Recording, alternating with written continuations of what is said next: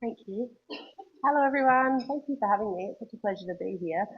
I too would just like to acknowledge that we meet on the land of the Kaurna people and acknowledge the impact on arts and culture in our state and in our country and how lucky we are to walk on these lands. I love our beautiful knowledge in the country that it's in our guide, it's everywhere we go, and it's written in collaboration with through our reconciliation action plan and with real engagement with First Nations people. So we're really proud of the work that we do at Fringe in amplifying voices and just acknowledging how grateful I am to be here on Kaurna land.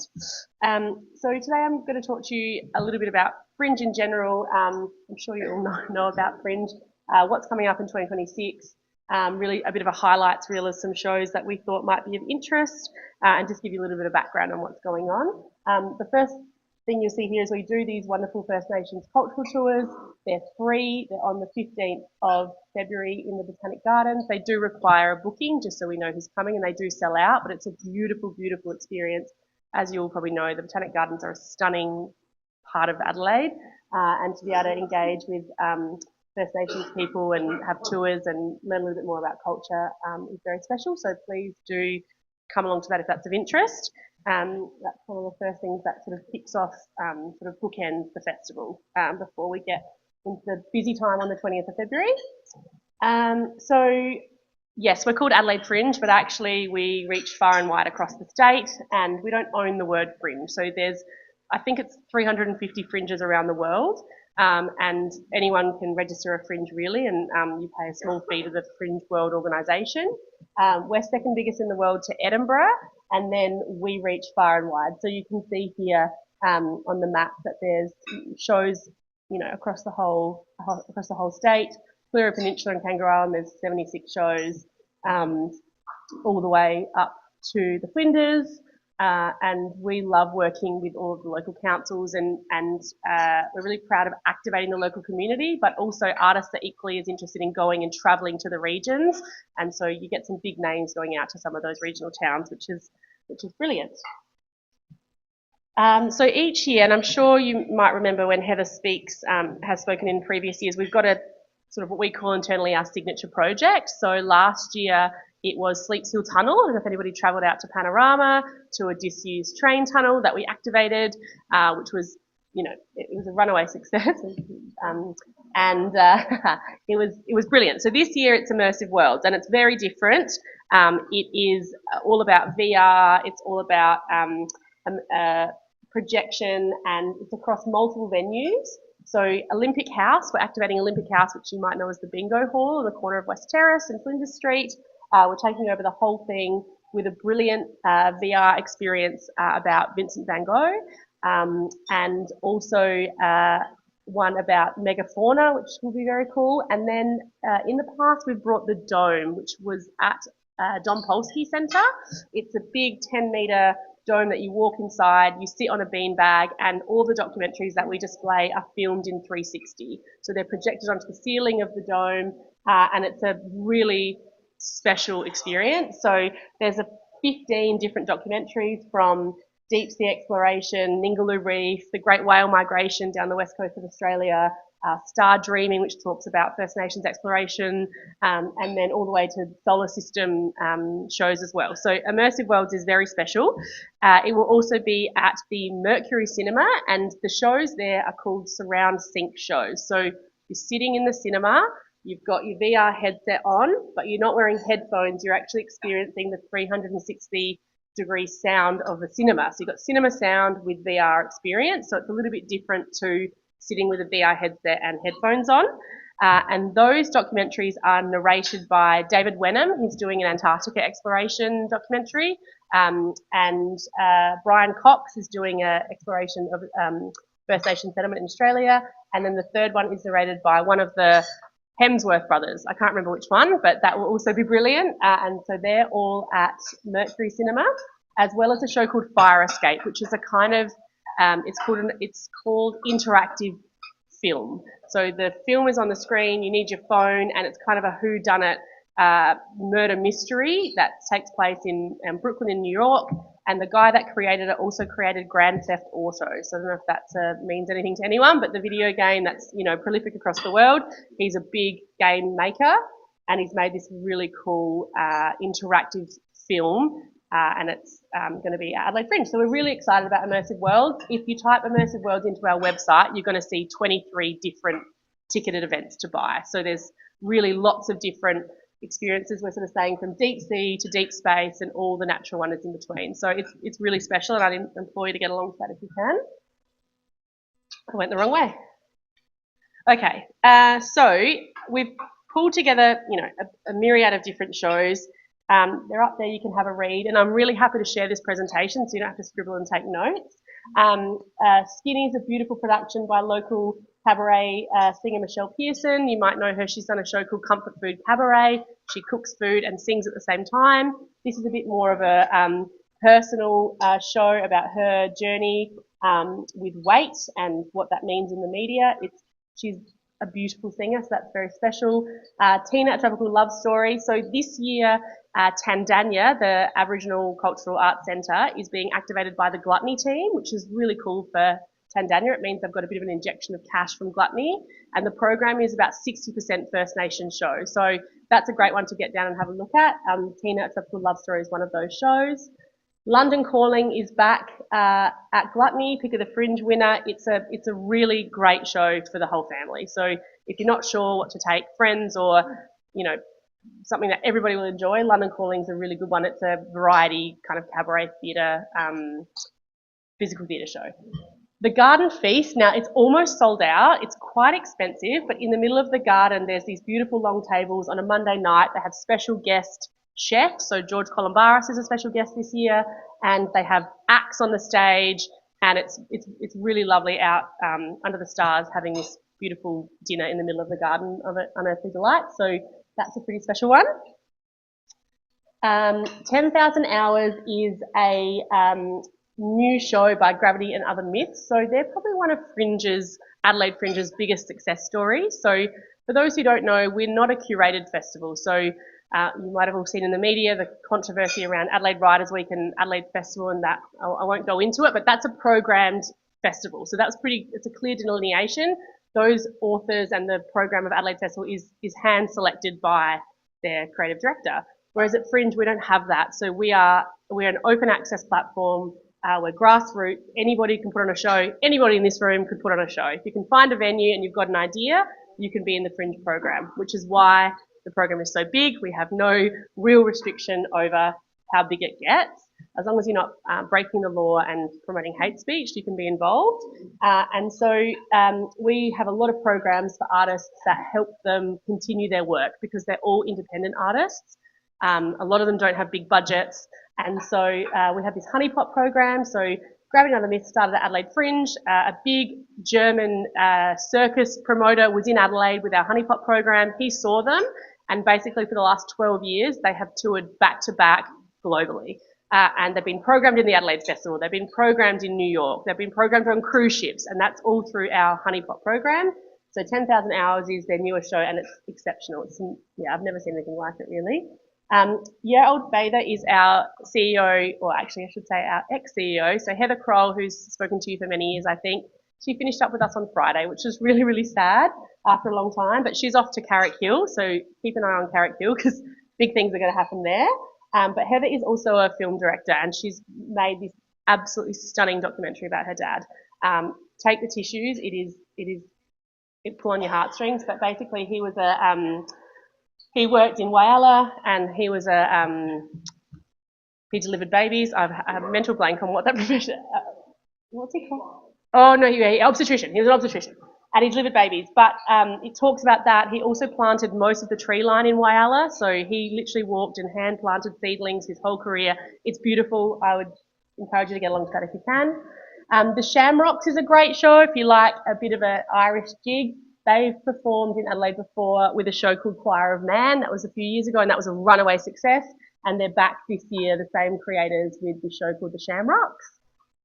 Lewis Major, he's a world-renowned dancer, and he creates beautiful dance performances. But as you can see, he's taking his shows quite regional this year, which we love to see. So he'll be popping up at events and venues far strong at Keith and Whyalla, and I think Mount Gambier. So that's a good one as well. So the SCORE Smartphone Orchestra, this is part of Immersive Worlds. And basically you get a phone and you've got an app, and how you engage with the phone is the score that the live orchestra plays. So it's really interactive. It's a great way to get kids involved in orchestra, and we're working with the Adelaide Youth Orchestra on this project. So we're really looking forward to that, and that's at Star Theatres on Sedona Bradman Drive. So a little bit out of the city, but it's a great venue, and we're excited to get people out to see new venues. As I said, Monsieur Vincent is the VR experience as part of Immersive Worlds. I'm not really missing. Anyway, Cathedral Chiaroscuro is a big project that we're doing at St Francis Xavier's Cathedral in Victoria Square. It's going to be quite magical. It's based off of after the Great Fire, the huge fire in Notre Dame. To raise funds to rebuild the roof, they put on a light and projection show, and it's still running. It's hugely successful, and so it's similarly for that. It's going to have beautiful music, projections. You walk through and see the cathedral in a different light. So we've run that at night. It doesn't go for a huge duration, 15 minutes, but you could spend 2 hours if you wanted. You could sit and enjoy it, or you could wander through. But hopefully people will be able to see it in between other shows at night if you're a person that likes to see multiple shows in one night. What else have we got here? The California Crooners Club. Hugh Sheridan, you may know from Packed to the Rafters fame. He's also quite a great singer, and it's a really fun show with a great playlist. So I think you mentioned you saw a show on a bike last year, and I queried whether it was this one. So Cadell Lungs on Legs is probably the best thing I saw in Edinburgh this year. So we do go over there and spruik Adelaide Fringe. So Cadell, as you all know, won Tour de France, and this is a show by Connor Delves. And Connor, his parents owned a bike shop in WA. So Connor grew up, he knew Cadell, and basically he's written a script and he rides Cadell's winning bike. He wears the yellow jersey and he rides the entire duration of the show, and it basically retells the whole story. There's a splash zone because he gets very sweaty, so try not to sit in the front row. But it's a brilliant show, and I think for people that might not think Fringe is for them, this is a really great entry show into the world of theatre. Yeah, I would really highly recommend it. And that's at Goodwood Theatre and Studios, which is a beautiful little theatre on Goodwood Road if you've never been. I highly recommend Cadell Lungs on Legs. Oh, I'm going the wrong way. So this year we're also activating the newly refurbished Mortlock Library at the State Theatre with Wright and Granger's Orpheus and Eurydice. They are absolutely brilliant shows, and the venue is just so stunning. So it's a great opportunity to see a show in that great space. This show here, why I took a start after England, was the award-winning show, Holden Street Theatres, which is another great venue in Hindmarsh. Every year, their team goes over to Edinburgh and picks the best show that they think as the best theatre show, and they bring it back to Adelaide.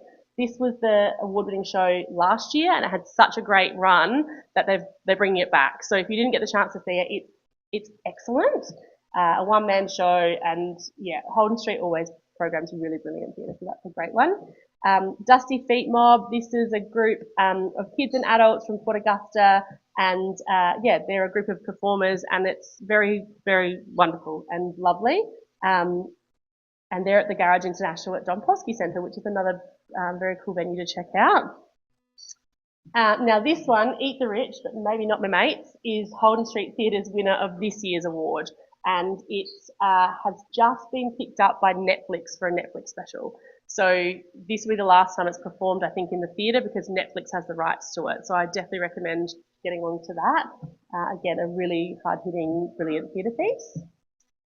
Tracy Crisp, Adelaide favourite, and she's written a lot of wonderful shows. I think she might have 4 or 5 different scripts, and every time I see her, I was like, how did you remember which script to read tonight? It's a full 1 hour, one-woman show, but she does 5 different shows every time. So that's one of them, and I definitely recommend that one as well. Long Way to the Top is a tribute band with some big names in Gluttony's amazing big Fantail venue, which is the outdoor, I think it's an 800-seat sort of amphitheatre in Gluttony. very, very cool. Even just to see the venue and have a bit of a boogie at what time? I think it's about 6:30 at night. So, okay, so that's a bit of a highlights reel. We're just chatting at the table. I think last year Heather would have told you that we've launched an app, so it's the second year of the app. We take a lot of feedback from customers. At the end of your transaction, it asks you how your experience was, and you can just say, I hated this bit, or I love this bit, or people say, I wish there was a button that did this, and we listen to that feedback. So every year the app and the website is iterated to improve the experience. So if you have any thoughts, please feel free to share them with me. But yes, you can download the app. There's a full planner, which is supported by our principal partner, and they've invested a lot to make that really easy. So you go through and you say all the shows in your shortlist, and then it converts it into a plan, and you can see where you've got clashes, and then you can remove sessions that don't work for you, add them back in, and then you hit buy, and it basically checks out your full plan. So if you're someone that sees a lot of shows, I recommend definitely using the app for that. It just makes it much, much easier.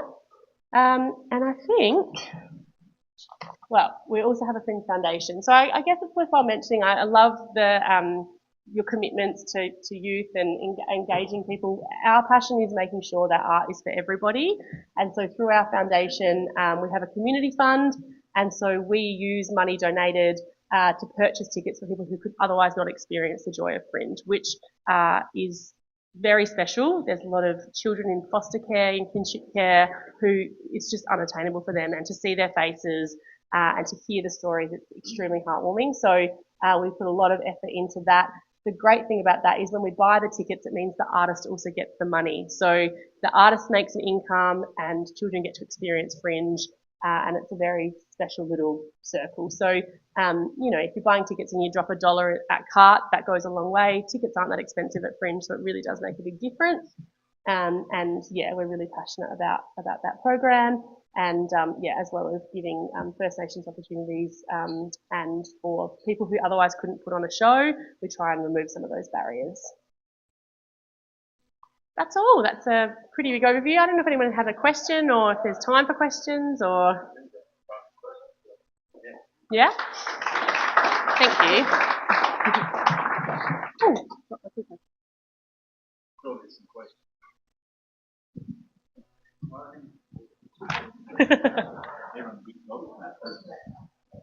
Yeah?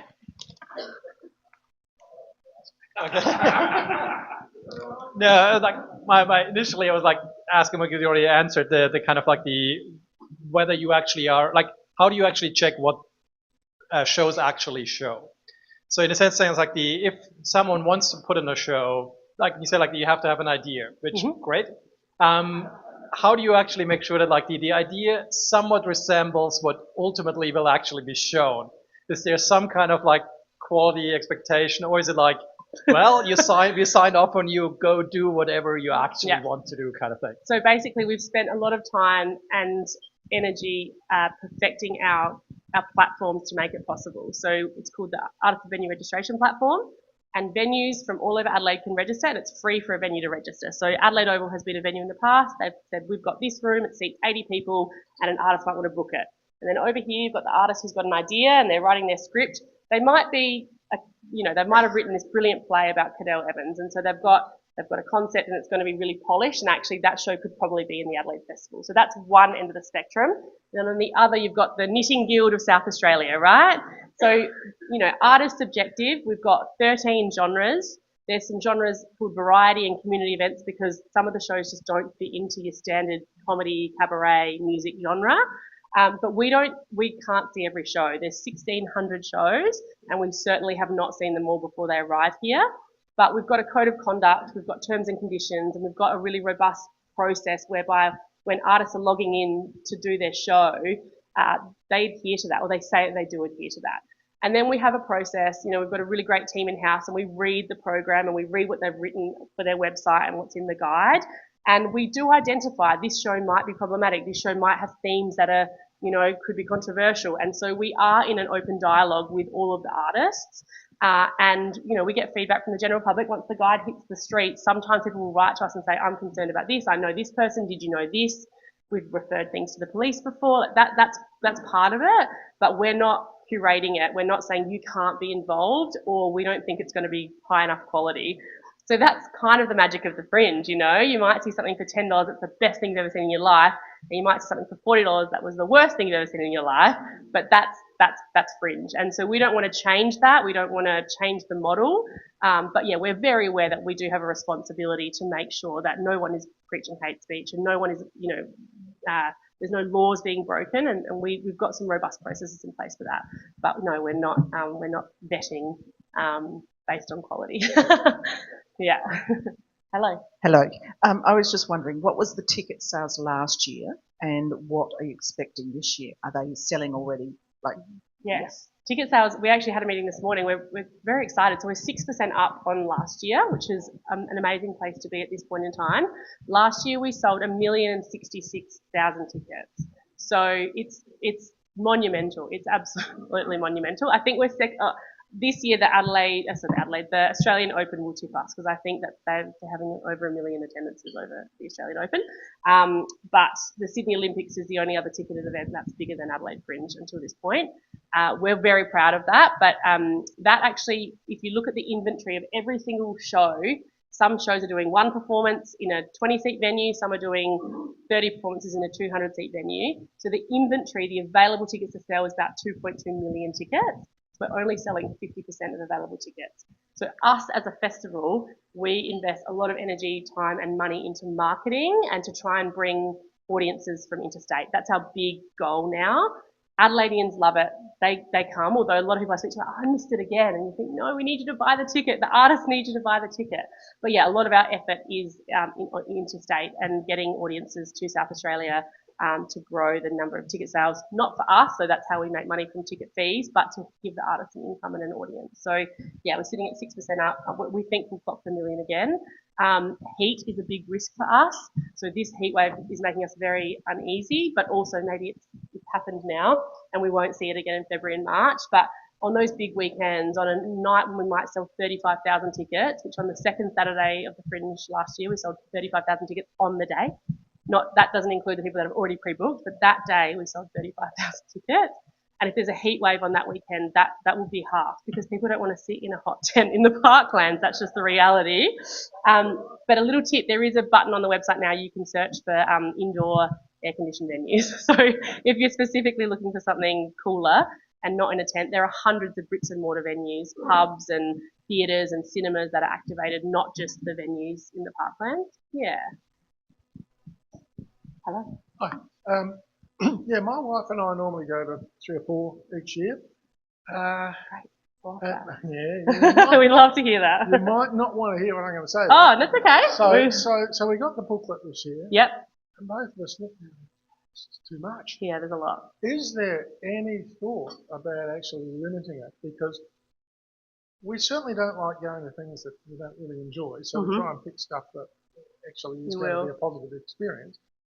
But just wading through that, it's like, just like, do you know what I mean? And then it's a lot. And then that becomes the person that says, I missed it this year. Yeah, I agree. Yep. And you can't spend your time waiting for a recommendation. No, that's true. So the guide is the physical guide that you've all got in your hands is probably our biggest asset and one of our biggest tripping points, because we've talked about it at length. If the guide went, it would mean everyone would have to use the website, which we invest so much time and effort into making filters and lists and curated things that allow you to browse, and by genre, by time, by date, by subgenre, by venue.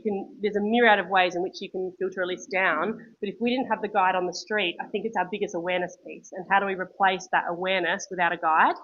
But as I've said, we're open access. So where do we cut it off? Do we say it's the first 1,200 shows through the door? Do we say it's the first 1,000? This year's our biggest program ever. It's 1,600 shows. It is massive. It makes us nervous, ticket sales wise. There's probably more inventory this year than ever. So we want to sell tickets for artists. We want to sell 1 million tickets, but one artist might walk home with $12 and another artist might walk, the big comedians in the garden, they'll walk home with a big paycheck. But there are independent artists, the Rhino Room crew, they bust their guts, and some of those smaller unknown artists might not make a profit at all. And we've got a responsibility to all of them equally, because we haven't picked them to sort of support and sell tickets for them. So it's a really big challenge.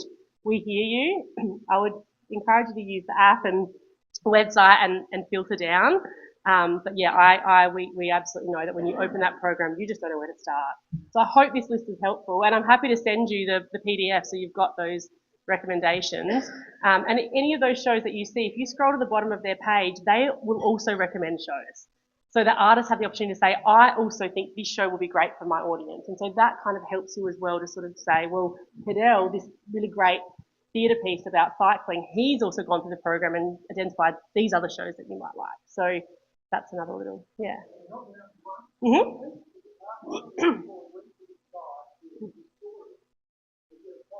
Mm-hmm. Do you know what, if you tell me what venue is that, I can find out. Do you remember? Very helpful. Okay. Which one? Oh yeah, maybe. Does that sound right? 5 mistakes that changed history. There you go.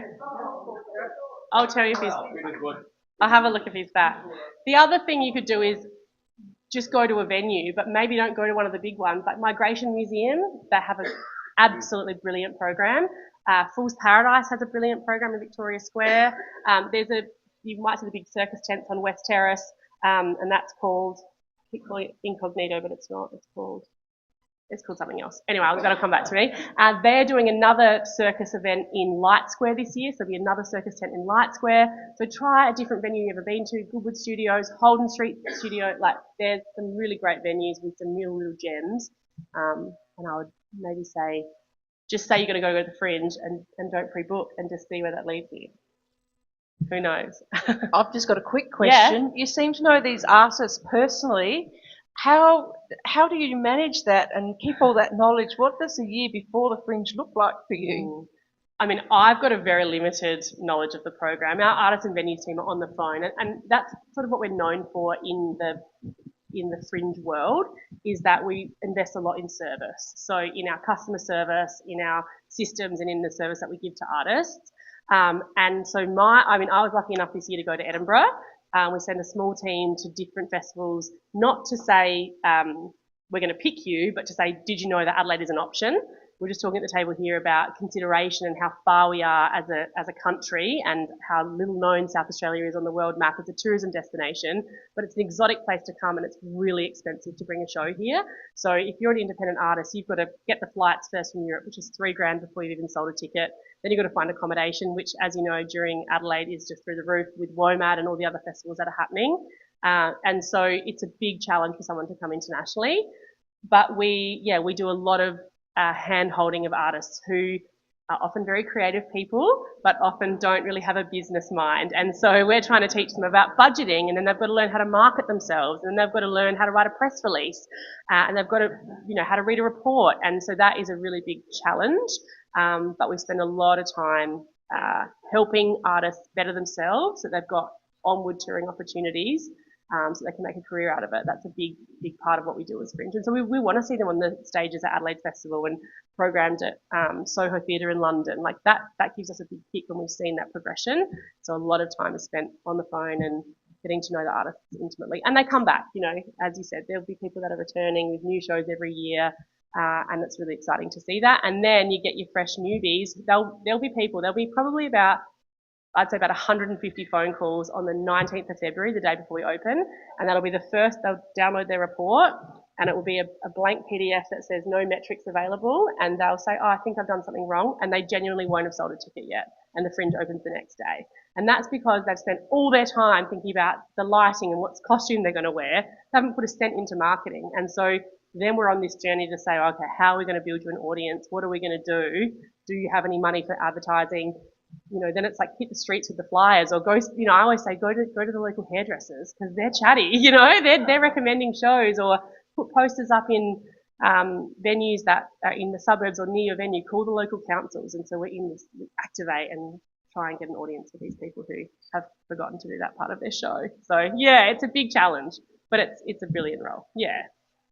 I hope that's informative. Yeah, thank you. And as I said, I'm happy to flick the PDF if that's easy, or I'm happy to give my email address and you can email me for recommendations, or I can help you.